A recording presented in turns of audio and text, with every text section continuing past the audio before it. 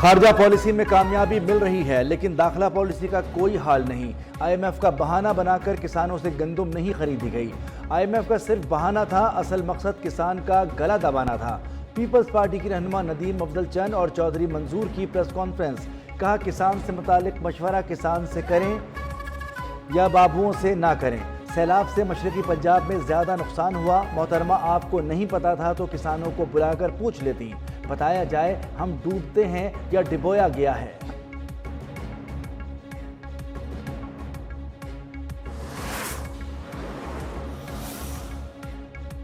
سیلاب کے اثرات کو آئی ایم ایف کے جائزے میں شامل کیا جانا چاہیے۔ پائیدار اصلاحات کی بدولت پاکستانی معیشت میں استحکام آ رہا ہے، اب بحالی کی طرف تیزی سے بڑھ رہے ہیں۔ یو این جنرل اسمبلی اجلاس کے موقع پر وزیراعظم شہباز شریف کی managing director I M F سے ملاقات۔ وزیراعظم نے پاکستان کے ساتھ آئی ایم ایف کی دیرینہ تعمیری شراکت کو سراہا۔ پاکستان کی بروقت حمایت کا اعتراف۔ کرسٹیلینیا جارجیوا کا پاکستان میں سیلاب متاثرین سے ہمدردی کا اظہار۔ آئی ایم ایف کی پالیسیوں پر عمل کرنے پر شہباز شریف کے عزم کو سراہا۔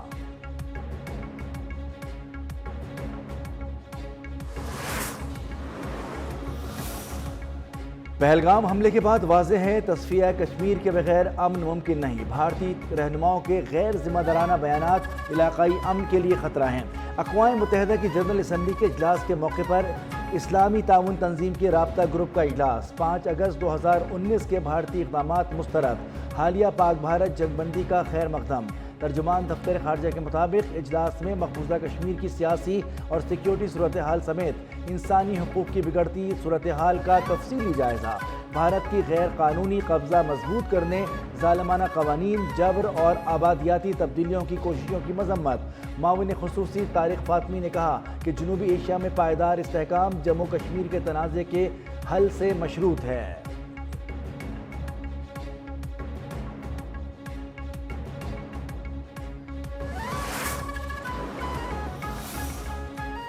عرب اسلامی سربراہی اجلاس کے اختتام پر امریکی صدر ڈونلڈ ٹرمپ کی وزیراعظم شہباز شریف سے ملاقات۔ امریکی صدر اور وزیراعظم شہباز شریف کے مابین خوشگوار ماحول میں غیر رسمی گفتگو۔ دونوں رہنماؤں نے گرم جوشی سے مصافحہ کیا۔ نائب وزیراعظم اسحاق ڈار بھی موجود تھے۔ وزیراعظم شہباز شریف کی امریکی صدر سے کل 1-on-1 ملاقات کا بھی امکان۔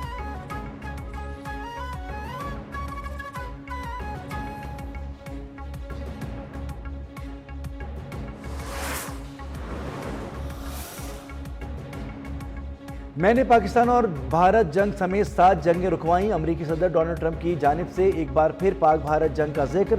اقوام متحدہ سے اسمبلی اجلاس میں کہا کہ یہ 7ویں جنگیں ان ممالک کے قائدین سے بات کر کے رکوائیں۔ ان جنگوں کو رکوانے میں اقوام متحدہ کا ساتھ شامل نہیں تھا۔ جنگ بندی کے موقع پر اقوام متحدہ کہاں تھی؟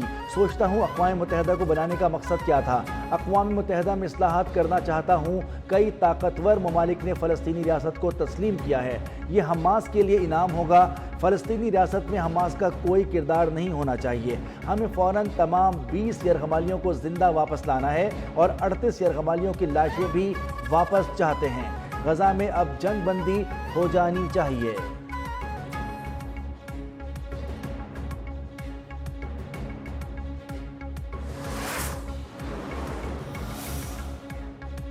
وزیراعظم شہباز شریف سمیت مسلم ممالک کے سربراہان کی امریکی صدر سے ملاقات۔ قطر، سعودی عرب، انڈونیشیا، ترکی، مصر، امارات، اردن کے سربراہان بھی ملاقات کرنے والوں میں شامل تھے۔ غزہ میں جنگ بندی پر بات چیت کی گئی۔ امریکی صدر ٹرمپ نے امن اور گورننس پر تجاویز بھی شیئر کی۔ نائب وزیراعظم اسحاق ڈار بھی وزیراعظم شہباز شریف کے ہمراہ تھے۔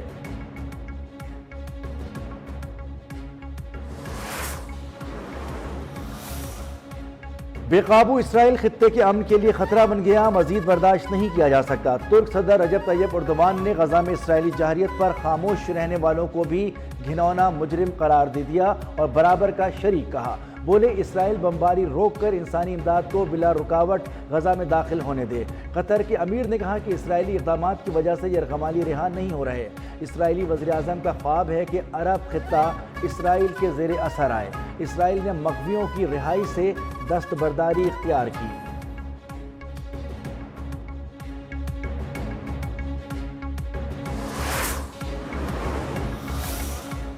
سندھ حکومت کی ناقص کارکردگی سے صوبے کی عوام اذیت کا شکار ہیں۔ ایم کیو ایم پاکستان کے رہنما فاروق ستار کی پیپلز پارٹی پر تنقید، کہا کہ شارع بھٹو کا ایک حصہ بارش میں بہہ گیا، خدا کا شکر ہے کہ زیر تعمیر حصے کو نقصان پہنچا، اگر شارع پر گاڑیاں چل رہی ہوتی تو انسانی جانوں کا نقصان ہوتا۔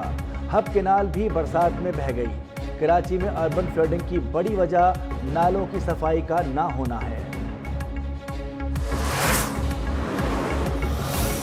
ایم کیو ایم کی سیاسی حقیقت سب کے سامنے ہے، جھوٹے مینڈیٹ پر سیاست زیادہ دیر تک نہیں چل سکتی۔ ترجمان سندھ حکومت سعدیہ جاوید کا ایم کیو ایم رہنماؤں کی پریس کانفرنس پر رد عمل، کہتی ہیں فاروق ستار سمیت بعض رہنما اب اپنی سیاست کے بجائے دوسروں کی محنت کو اپنا دکھانے پر اکتفا کر رہے ہیں۔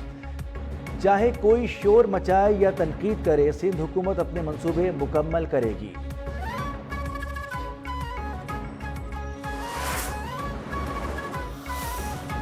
انٹرنیشنل کرکٹ کونسل نے ٹی20 پلیئرز کی رینکنگ جاری کر دی۔ بولرز میں بھارت کے ورون چکرورتی پہلے اور نیوزی لینڈ کے جیکب جفری دوسرے اور ویسٹ انڈیز کے عقیل حسین تیسرے نمبر پر براجمان۔ پاکستانی اسپنر ابرار احمد نے چوتھی پوزیشن حاصل کر لی۔ شاہین کی بھی ترقی، بیٹرز رینکنگ میں بھارت کے ابھیشیک شرما کی پہلی پوزیشن برقرار، انگلش بیٹر فل سالٹ کی دوسری، بھارت کے تلک ورما کی تیسری پوزیشن۔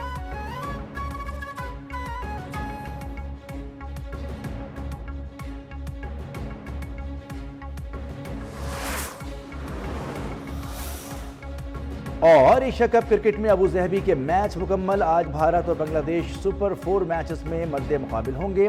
دونوں ٹیمیں اپنے پہلے میچ میں کامیابی حاصل کر چکی، میچ رات 7:30 بجے شروع ہوگا۔ بھارت کی جیت فائنل اسے میں پہنچا دے گی، بنگلہ دیش جیتا تو پاکستان کی مشکلات بڑھ جائیں گی۔